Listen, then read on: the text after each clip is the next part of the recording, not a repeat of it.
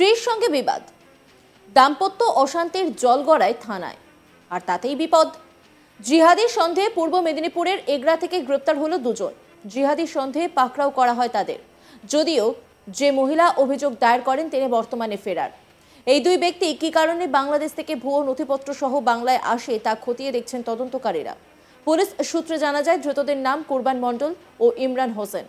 তারা দুজনে এগরার ১ নম্বর ব্লকের ঋষি বঙ্কিমচন্দ্র গ্রাম পঞ্চায়েতের মির্জাপুর বাজারে থাকতেন। ওই এলাকার বাসিন্দা সুকুমার মান্নার বাড়ির ভাড়াটিয়া ছিল দুজনে। মাসখানেক ধরে স্ত্রীকে নিয়ে সেখানে থাকতো তারা।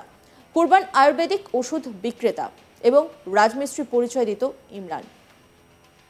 দিন কয়েক আগে ধৃত কুরবানের সঙ্গে স্ত্রী মুক্তা বিবির অশান্তি চরমে পৌঁছায়। মুক্তা এগরা থানার অন্তর্গত নেগুয়া ফাঁড়িতে যান।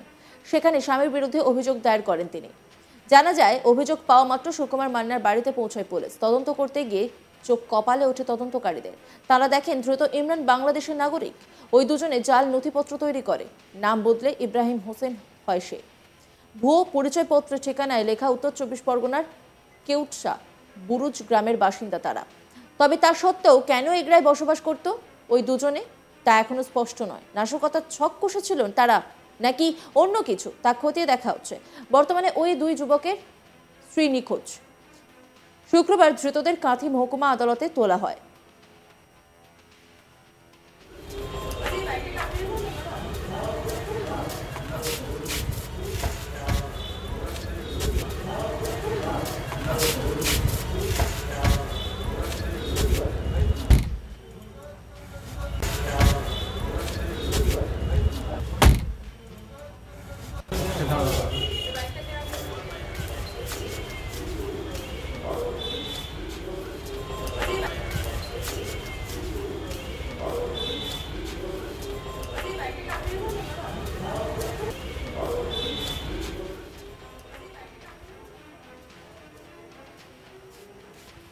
বাড়ির মালিক সুকুমার মান্না তিনি কি বলেছেন শোনাবো আপনাদের।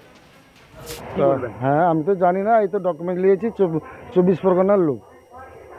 হ্যাঁ মানে আপনাকে ভাড়া কে ঠিক করে দিয়েছে?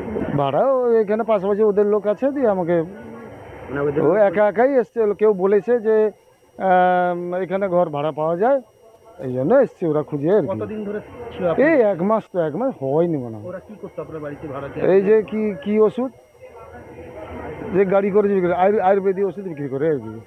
পুলিশ কখন তাদেরকে মানে গ্রেফতার করে? কালকে, আমি তো জানি না কালকে নাই কখন নিয়ে গেছে। কখন কটার দিকে? কটা দিকে গেছিল দেখেছিস? ওই ১টা ১:৩০ দিকে।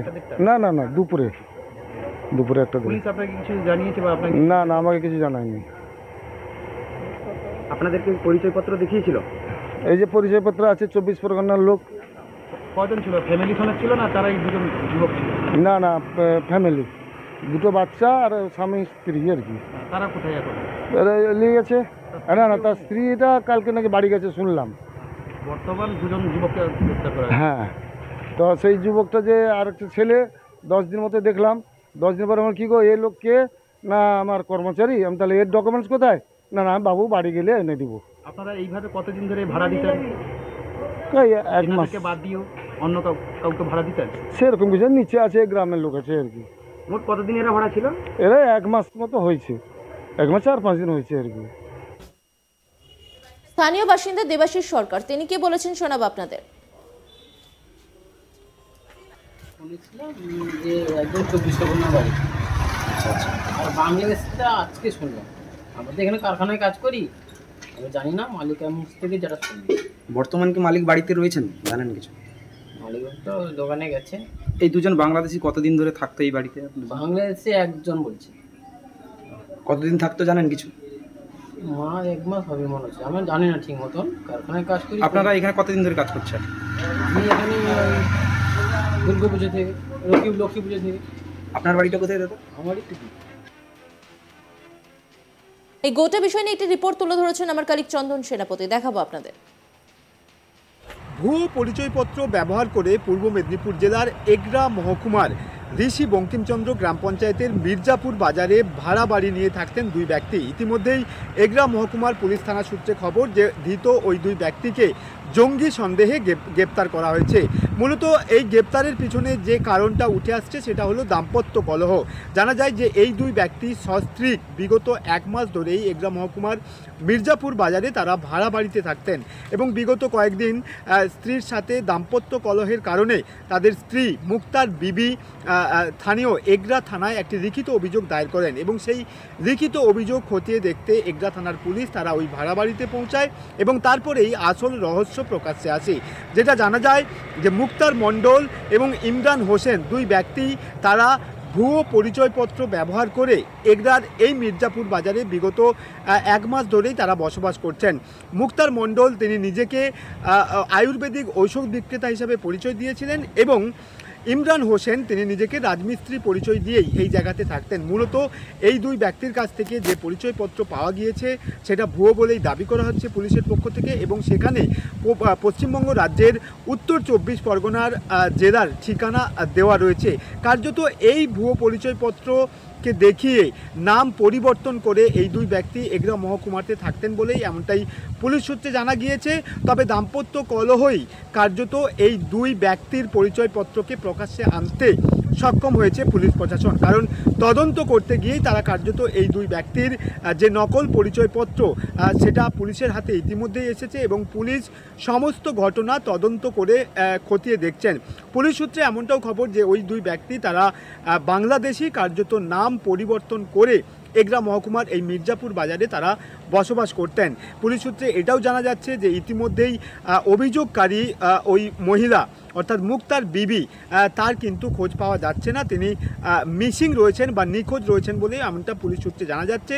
তবে তদন্তের সাপেক্ষে পুলিশ ওই দুই মহিলার খোঁজ করছেন বলে এমনটা পুলিশ সূত্রে জানা যাচ্ছে। ইতিমধ্যেই ধৃত দুই ব্যক্তিকে কাঁথি মহকুমা আদালতে তোলা হয়েছে।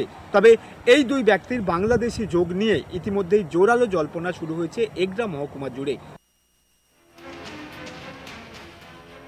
স্ত্রীর সঙ্গে বিবাদ, দাম্পত্য অশান্তির জলগড়ায় থানায়, আর তাতেই বিপদ। জিহাদি সন্দেহে পূর্ব মেদিনীপুরে এগরা থেকে গ্রেপ্তার হলো 2 জন। জিহাদি সন্দেহে পাকড়াও করা হয় তাদের। যদিও যে মহিলা অভিযোগ দায়ের করেন তিনি বর্তমানে ফেরার। এই দুই ব্যক্তি কি কারণে বাংলাদেশ থেকে ভুয়ো নথিপত্র সহ বাংলায় আসে তা খতিয়ে দেখছেন তদন্তকারীরা। পুলিশ সূত্রে খবর, ধৃতদের নাম কুরবান মণ্ডল ও ইমরান হোসেন। তারা দুজনে এগরার 1 নম্বর ব্লকের ঋষি বঙ্কিমচন্দ্র গ্রাম পঞ্চায়েতের মির্জাপুর বাজারে থাকত। ওই এলাকার বাসিন্দা সুকুমার মান্নার বাড়ির ভাড়াটিয়া ছিল দুজনে। মাসখানেক ধরে স্ত্রীকে নিয়ে সেখানে থাকতো তারা। কুরবান আয়ুর্বেদিক ওষুধ বিক্রেতা এবং রাজমিস্ত্রির পরিচয় দিত ইমরান। দিন কয়েক আগে ধৃত কুরবানের সঙ্গে স্ত্রী মুক্তা বিবির অশান্তির চরমে পৌঁছায়। মুক্তা এগরা থানার অন্তর্গত নেগুয়া ফাঁড়িতে যান। সেখানেই স্বামীর বিরুদ্ধে অভিযোগ দায়ের করেন তিনি। জানা যায় অভিযোগ পাওয়া মাত্রই সুকুমার মান্না বাড়িতে পৌঁছায় পুলিশ। অন্যান্য খবরের আপডেটের জন্য অবশ্যই নজর রাখুন আজ তাক বাংলার ইউটিউব স্ট্রিমিংয়ে। লাইক, কমেন্ট, শেয়ার এবং সাবস্ক্রাইব করতে ভুলবেন না।